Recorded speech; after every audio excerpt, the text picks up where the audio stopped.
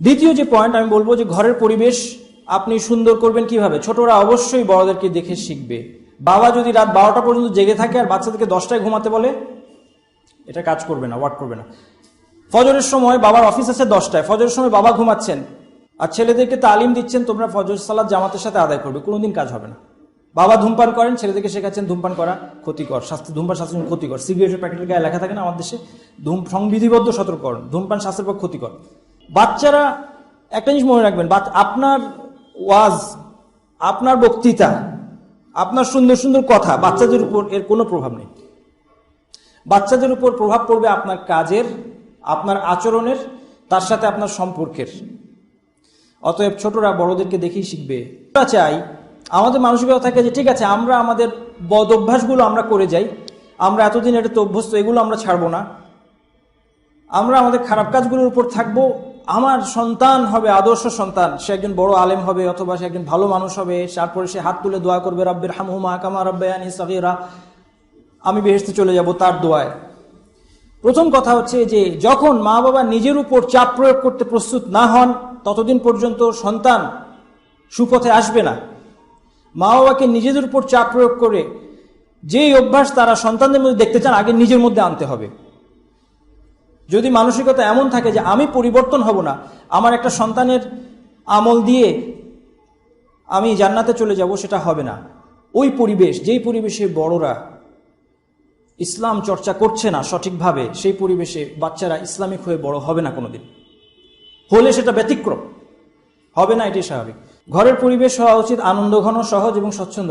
ঘর বাসাটা কিন্তু আর্মি ক্যাম্প নয়। অনেকের বাসা আবার বিপরীত, কারো কারো বাসা হয়তো বা হোটেলের মতো, কারো কারো বাসা হয়তো আর্মি ক্যাম্পের মতো, দুটাই খারাপ। বাসার পরিবেশ আনন্দঘন, সহজ, স্বচ্ছন্দ হওয়া উচিত।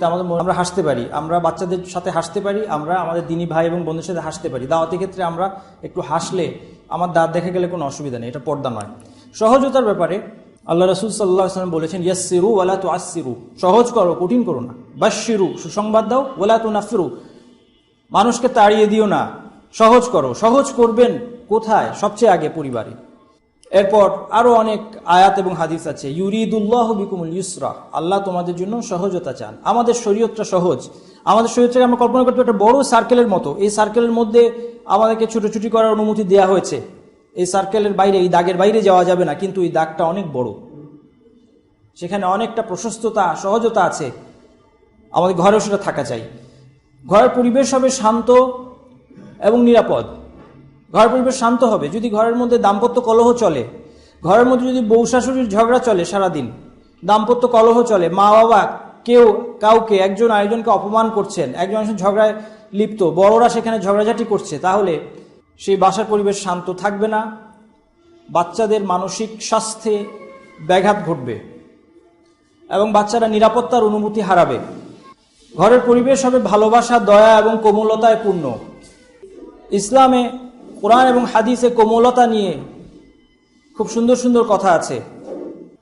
এটি সহিহ হাদিস, ইমাম আহমদ বর্ণনা করেছেন, ইযা আরাদাল্লাহু আযজা ওয়া জাল্লা বিআহলি বাইতিন খায়রান আদখালা আলাইহিমুর রিফকা, আল্লাহ কোন পরিবারের কল্যাণ চাইলে তাদের মধ্যে কোমলতা প্রবেশ করান। আল্লাহু আকবার। যে পরিবারের মানুষগুলো কোমল, নম্র স্বভাবের, সুভাষী, সে পরিবার যেন আল্লাহ তাদের কল্যাণ চাচ্ছেন। এটা আল্লাহর কল্যাণের লক্ষণ। পরিবারের মানুষ কোমল হওয়া, নম্র, এগুলো ভালো গুণ।